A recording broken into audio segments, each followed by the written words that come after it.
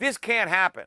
This future is impossible. There's no way we could get away with this. So something has to happen between now and then to prevent this from happening. And it's going to be a crisis. See, what the markets don't understand is that the entire foundation, right, that we've been living on is about to implode. It's in the process of imploding beneath our feet. Nothing works with normal interest rates, let alone high interest rates. You can't run these massive deficits with normal interest rates. In fact, even Janet Yellen, remember when she was asked if she's worried about the debt, she said, no, I'm not, because the interest rates are low. So who cares about the debt? All I care about is the interest payments. Well, look at the interest payments. Look what's happening. Why does she still not care about it? When she said that, I pointed out, well, interest rates are going to go up. It's inevitable. And so the problem is inevitable. But the government doesn't work with normal interest rates. The stock market doesn't work. All the companies are levered up too much. The real estate market doesn't work with normal interest rates. I said that the home mortgages are at 7.9. We could be at 9%. In fact, I think it's likely we can hit 9%. If the Fed doesn't come in and say uncle on the inflation war, if Powell continues to act as if he's going to keep fighting inflation, we're going to have 9% mortgage rates by the end of this year. Now, that's like a tripling from where they were. How can the banks survive? The mortgage-backed securities are imploding. We got a small taste of it when we got the bankruptcy of a few banks earlier in the year. It was March or so when we got three banks, the Silicon Valley Bank or Signature Bank, or the banks that were lending to crypto. They went down.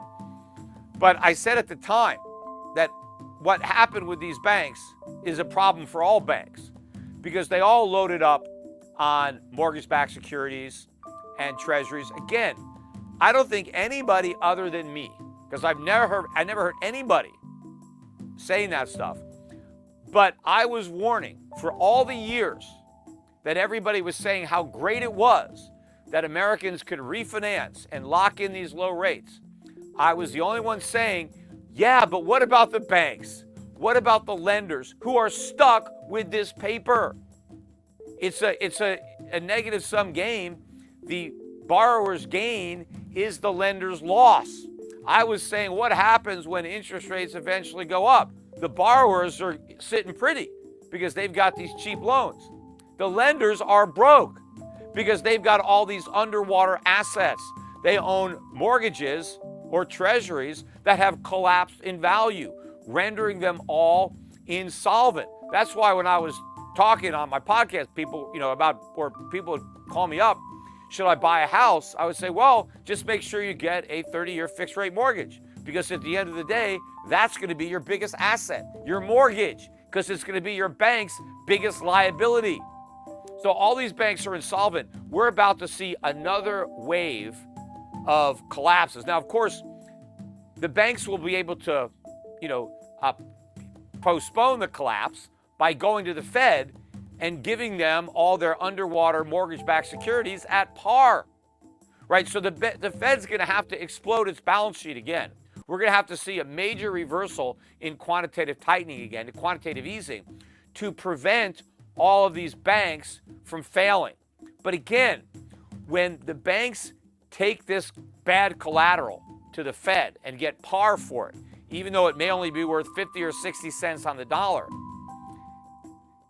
this is only short term. The Fed is supposed to give all these securities back to the banks and ask for their money back, right? This is like a short-term thing. I forget the date that these loans are due, but these are loans, right? The new window that they opened up to stave off that financial crisis earlier in the year, they put a Band-Aid, on a cancer. They said, look, we'll loan you par, even though your securities are worth a fraction of par, but we'll loan you the money for a year. Well, are the banks going to be able to repay these loans? Of course not. They don't want that collateral back. They'd immediately be insolvent. The reason they're not insolvent is because they dumped all that bad debt on the Fed. But the Fed is pretending it's going to give it back to these insolvent banks. But if it gives it back to the banks, they'll be insolvent. And so it can't. But when the Fed has to admit this, again, that's letting the cat out of the bag. But if it continues this, then the balance sheet is going to have to explode. But then in order to prevent all the banks that took advantage of this from failing, Powell is going to have to extend the maturity of these loans. Again, he's going to be extending them indefinitely because the banks cannot repay the loans without failing. And of course, if the banks fail, well, there's a financial crisis, and who's going to bail them out? You see, if Powell is going to continue to fight inflation, nobody can get a bailout. The minute there's a bailout, you stop the inflation fight, because inflation is how the Fed bails everybody out. They bail out banks or they bail out the economy by creating inflation. The government is going to have to level with the people and tell them, you know what, the party's over. We got to either massively raise your taxes or we got to slash spending. We can't keep spending all this money that we don't have. We can't keep giving people Social Security checks because they just take that money and spend it. People on Social Security aren't working, right? They're retired, so they're not producing, but they're spending a lot of money. They're driving up prices. You want to cut back on inflation, you got to take that Social Security money away. Or you got to take money away from somebody else so that people on Social Security can spend it. So either you cut Social Security benefits or you raise the taxes of the people who are paying the Social Security taxes. So you got to raise the payroll tax or you got to cut Social Security. But the politicians don't want to do either one of those, and they didn't have to do anything for years because they can borrow the money instead. And the only reason they could do that was because interest rates were rock bottom. Well, they're not rock bottom anymore. They are normalizing, and they're nowhere near where they're going to go. We still have a long way to go up. People are in denial here. Right? Again, they expect the Fed to cut rates any moment. How can they do that with inflation where it is? By the way, oil was up again today. Oil is back to almost $91 a barrel. And this is with the dollar going up, right? Oil is still going up. And stocks, the Dow is down 400 points today. NASDAQ an even bigger drop, down about 1.5%. And oil still went up. Imagine what's going to happen to oil if we get a bounce in the stock market. If the dollar falls, oil's going to just go straight up. We're going to go through 100. Oil prices are not going to stop going up because inflation has driven them up. Meanwhile, we can't sell any more oil from the Strategic Petroleum Reserve. In fact, they need to buy oil to refill the reserve. And they're going to have to buy it back at a higher price than they sold. It's going to be a lousy trade. The American public is going to get stuck with a loss. Now, maybe they won't even buy it back for a while. They'll just watch the price go up before they have to try to buy some of that oil back. But you can't cut rates. The markets don't get this. Yes, the Fed slashed rates to zero in 2009. In fact, it slashed them to 1% in 2001 after the financial crisis. It slashed them to zero in 2008, and then again in 2020 with COVID. Everybody expects, okay, the Fed's going to slash rates to zero again. They can't do that this time. The only reason they got away with it is because inflation, the way it's measured, was under 2%.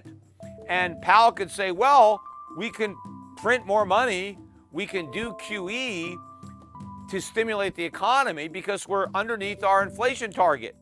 And since we need to get the inflation rate up to 2%, we can do this because now we kill two birds with one stone. We stimulate the economy, plus we push up the inflation rate so that we can get to our target. So quantitative easing, stimulus, the Fed conceded that those policies would push the inflation rate up because that's what they claimed they wanted. They wanted higher inflation. So that was the justification. But if we have a crisis now, if the markets crash and if banks start failing, but the inflation doesn't come down, how do you justify cutting rates? You can't, because inflation is too high. You can't say, well, inflation is 4 or 5%, but we're going to create even more of it to try to prop things up. That will just crash the dollar, send prices ballistic. In fact, I think that at some point soon, that's going to happen anyway.